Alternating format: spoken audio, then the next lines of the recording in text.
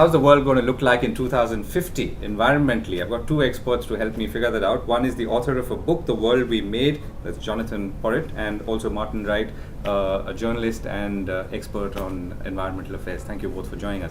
Jonathon, tell us about the world in 2050. Is it going to be worse than what it is today? No, the world in 2050 is going to be better than what it is today.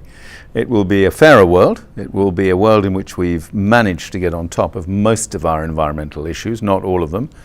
And it'll be a world in which we've understood that the kind of pattern of economic progress we have today doesn't make sense when you have a population of 7 billion by today and 8.6 billion by 2050. So we have to transform the economic model. So why do you feel sense is going to dawn on us, particularly in the context of because the alternative is utter misery and disaster. And eventually, when you push people far enough and you say, okay, down this road lies utter misery, pain, hell, Armageddon, and down this road lies a reasonably good prospect of a pretty good life for more people than enjoy that life today, and there are all sorts of things we can do with new technology to get to that point, people will make the right choice when you offer it to them in those terms.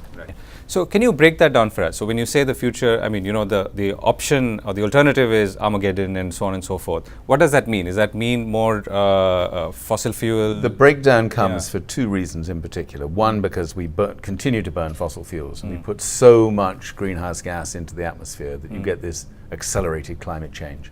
All the kinds of things we're beginning to see, forest fires in Australia, Typhoon Haiyan, Hurricane Sandy, all of these things are already with us. Floods and secondly, we are destroying so much of our biological diversity today, that kind of web of life on which we absolutely depend.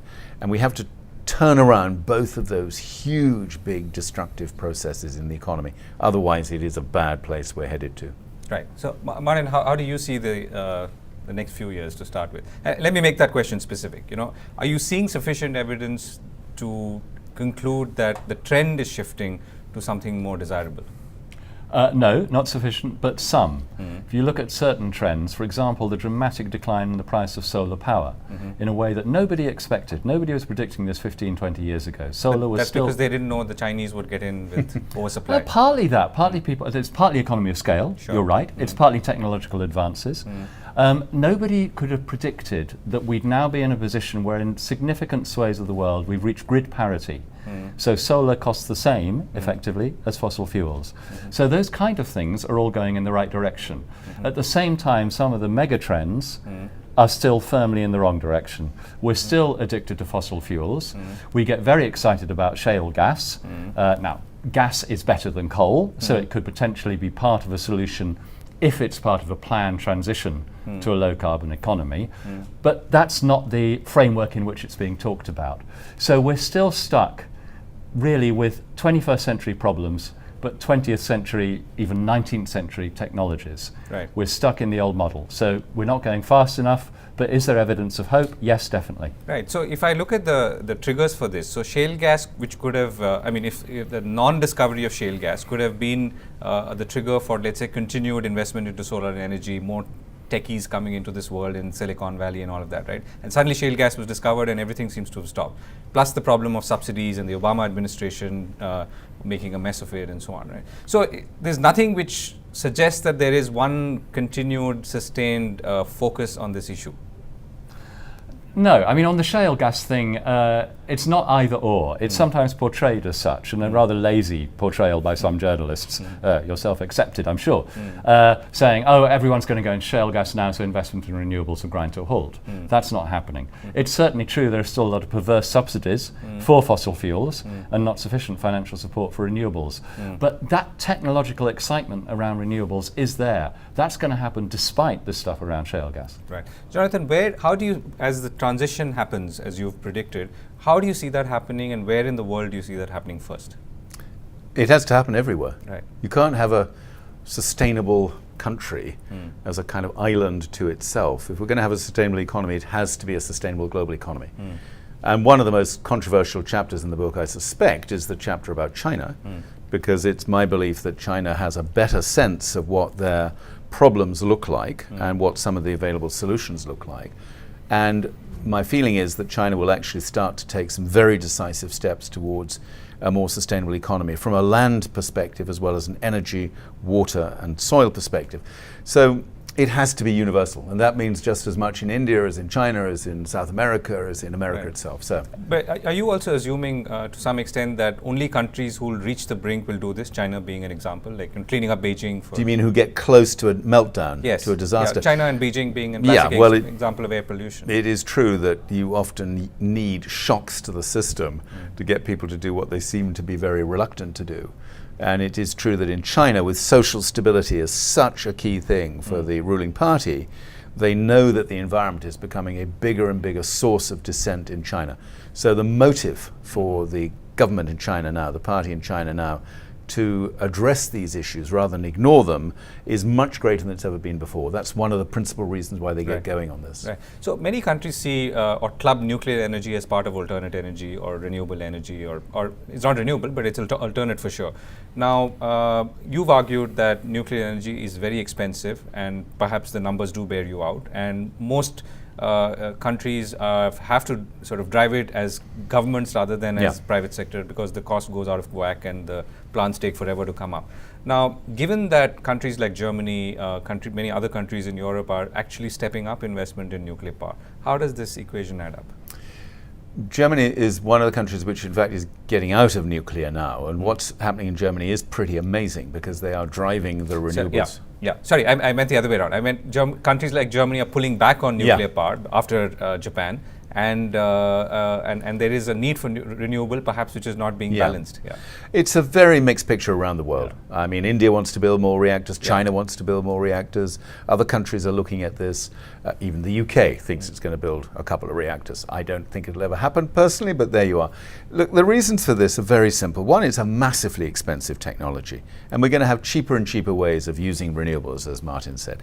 Secondly, we still don't know what to do about the nuclear waste. All the scientists say, oh, we'll be able to deal with that. They haven't been able to deal with it up until now. So how are we going to do that in the future? And thirdly, and most worryingly of all for some people, it does create considerable security risks because those technologies are very dangerous. And in a world that is increasingly at risk because of terrorism of one kind or another, particularly cyber terrorism, I am very nervous about dependence on a technology that is so vulnerable to that kind of attack. Right. So countries like India, I mean, and if I were to come back to my previous question and club it, clubs nuclear energy under alternate energy and shows no signs of pulling back, and if, as a matter of fact, it continues to increase its investment and as an alternative to fossil fuel. So what's going to change this equation, particularly for developing countries who are at the early stage of growth compared to others? Well, I think one thing that we are both interested in is what's going to happen to rural populations. I mean, nuclear power is never going to help the huge numbers of people in rural populations. The only thing that's going to help them is the investment in energy systems that are distributed to meet their needs directly, and renewable energy. And this is something that Martin's been heading up for a long time, over the last 20 years or so. Okay. Yes. You've got fantastic opportunities in India in terms of having a really sophisticated distributed electricity system. We've all seen how the centralized grid is failing. Right. The centralized grid is not just advancing, it's not just not advancing, sorry, it's actually retreating effectively. And there are large parts of India, rural India, that are not being reached by mains grid electricity. But the potential for microgrids, mini grids, based on solar, based on biomass gasification, based on small-scale hydro,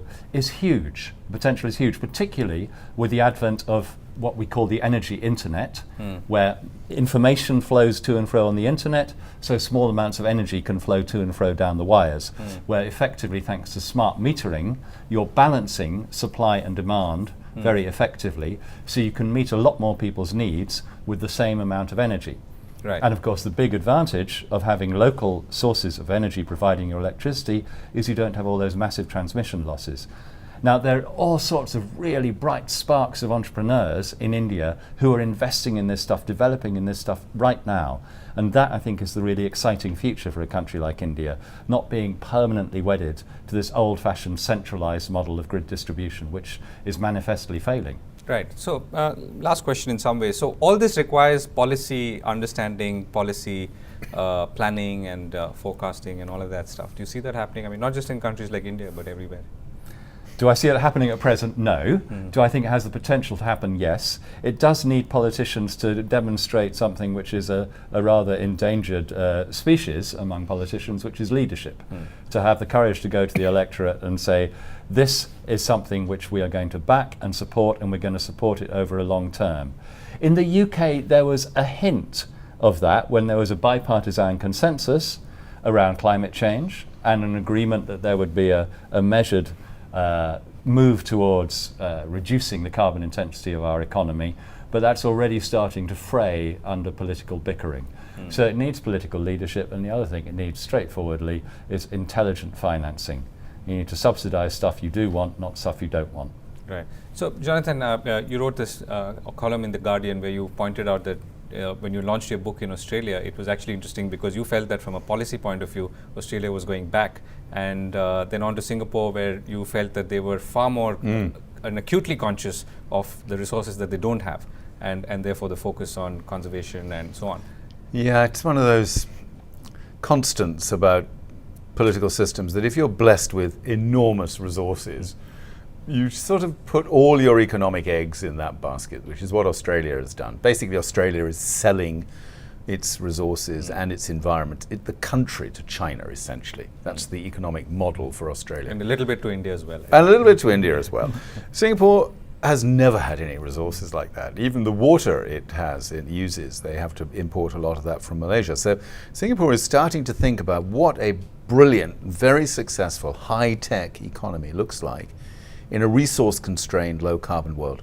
And the Singapore Economic Development Board is very focused on this. It's attracting companies into Singapore to invest in these new sectors, to show a sort of different pattern of integrated innovation around them, which is breathtaking. And I don't know, I couldn't help but compare Singapore as the face of the future, and Australia in its current economic trap as the face of the past. And between those two kinds of economic models, that's where that's where the dice will fall in terms of the future of the world. Right.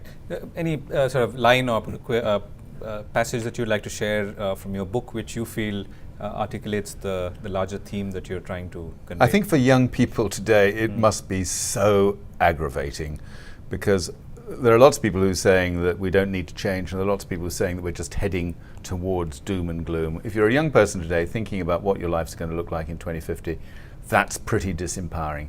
So the bit of the book that is most important to me is the chapter headed Enough, where young people rise up and just say, that's it, you guys, you've been talking about a sustainable world for the best part of 40 years, move out of the way, and let's get some real action on the ground. Jonathon Poritt, all the best for your book. Thank you very much, Martin. Cheers. Thank you. Thanks.